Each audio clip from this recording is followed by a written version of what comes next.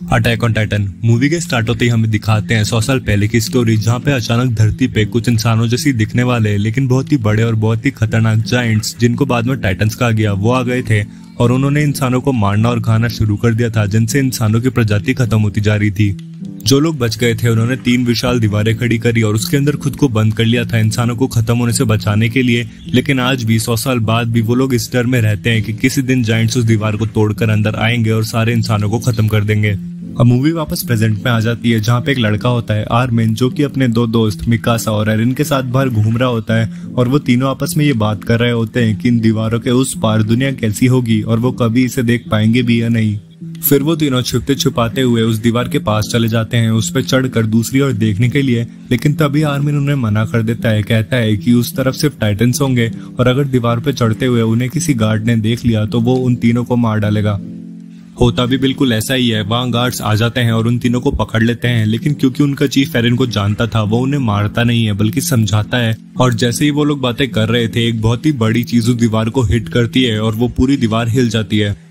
वो लोग जब ऊपर देखते हैं तो उन्हें एक बहुत ही बड़ा जलता हुआ टाइटन दिखता है, जो कि आम टाइटन से बहुत ही बड़ा होता है, यहाँ तक कि दीवार से भी लंबा होता है। और फिर वो एक और किक मार कर उस दीवार में छेद कर देता है। फिर उस छेद से आम टाइटन्स अंदर इंसानों की बस्ती में आ जाते हैं और हर जगह हड़कंप मच जाती है। मिलिट्री के लोग भी उन्हें तोपों से उड़ाने की कोशिश करते हैं, लेकिन वो मरते ही नहीं है और अपने बॉडी पार्ट्स बहुत ही जल्दी रिकवर कर लेते हैं। वो टाइटन्स बिल्डिंगें तोड़ते हुए काफी सारे इंसानों को कुचल देते हैं, कईयों को खा जाते हैं, यहाँ तक कि कईयों को तो बीच से फाड़ देते हैं और हर जगह खून ही खून हो जाता है। फिर आर्मिन मिकासा और एरिन से अलग हो जाता है और वो दोनों एक बिल्डिंग में बाकी लोगों के साथ घुस रहे थे, लेकिन मिकासा एक बच्चे को बचाने के चक्कर में बाहर ही रह जाती है और एरिन उस बिल्डिंग में बाकी लोगों के साथ लॉक हो जाता है। वो अंदर खिड़की से बाहर देखता है तो उसे मिकासा रोती हुई दिखती है और उसके पास एक टाइटन खड़ा होता है जो कि उसे खाने वाला होता है। और तभी वहाँ पे एक झटका सा आता है जिससे एरिन उस खिड़की से दूर गिरता है और जब वो वापस उठकर बाहर दरवाजा खोलकर जाता है तो उसे कोई भी नहीं दिखता।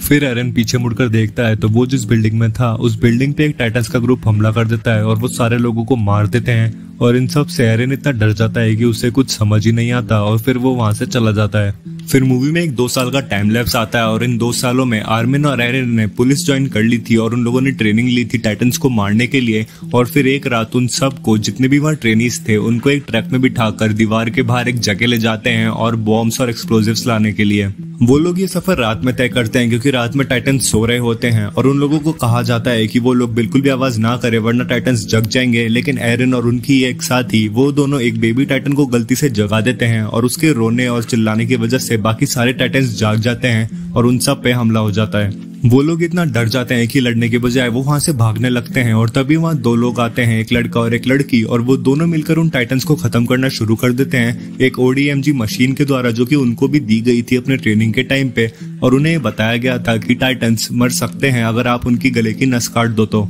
वो सारे टाइटन्स को मार देते हैं और फिर जब रुकते हैं तो बाकी सब लोग देखते हैं कि वो जो लड़का है वो उन्हीं की पुलिस में एक बहुत ही अपर रैंक का कैप्टन था जिसको सब लोग जानते थे। लेकिन जो वो लड़की थी वो होती है मिकासा।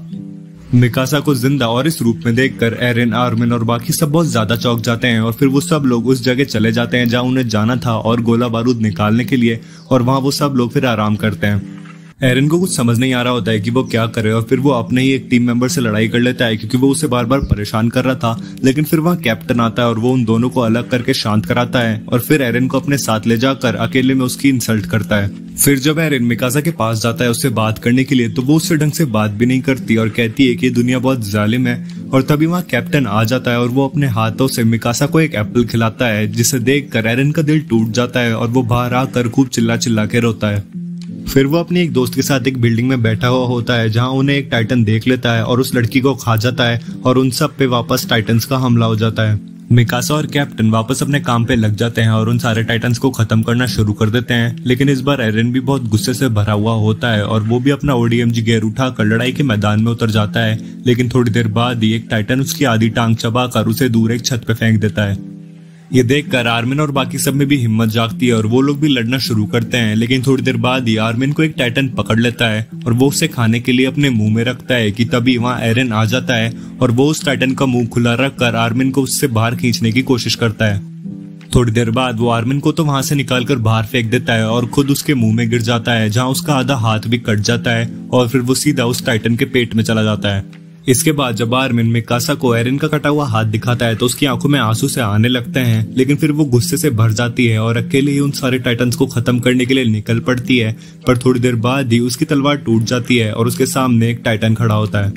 ये टाइटन वही टाइटन होता है जिसने एरन को खाया था और अब ये मिकासा को भी खाने वाला होता है कि तभी अचानक से वो फट जाता है और उसके अंदर से एक नया टाइटन निकलता है जो कि बाकी सबसे बहुत अलग होता है और इंसानों की बजाय वो बाकी टाइटन्स पे ही हमला कर देता है। वहां किसी को भी समझ नहीं आ रहा होता है कि यहाँ क्या चल रहा है और फिर वो टाइटन एक एक करके वहां जितने भी और टाइटन्स थे उन सबको खत्म करना शुरू कर देता है और आखिरी में मिकासा के पास आता है जो कि उसे देखते ही समझ जाती है कि ये एरन ही है, लेकिन तब तक वो बहुत घायल हो चुका होता है और मरने लग जाता है। एरन को बचाने के लिए उनके चीफ के कहने पर मिकासा अपनी तलवार से उस टाइटन की गर्दन को हल्का सा काटती है, जिससे एरन वहां से बाहर निकलकर बेहोश हो जाता है और फिर उन सबको समझ आ जाता है कि एक टाइटन की गर्दन काटने पे उसकी मौत क्यों हो जाती है। ये सब कुछ कैप्टन दूर एक बिल्डिंग की छत से देख रहा था, लेकिन उसे देखकर बिल्कुल भी हैरानी नहीं होती और फिर ये मूवी यहीं पे एंड हो जाती है।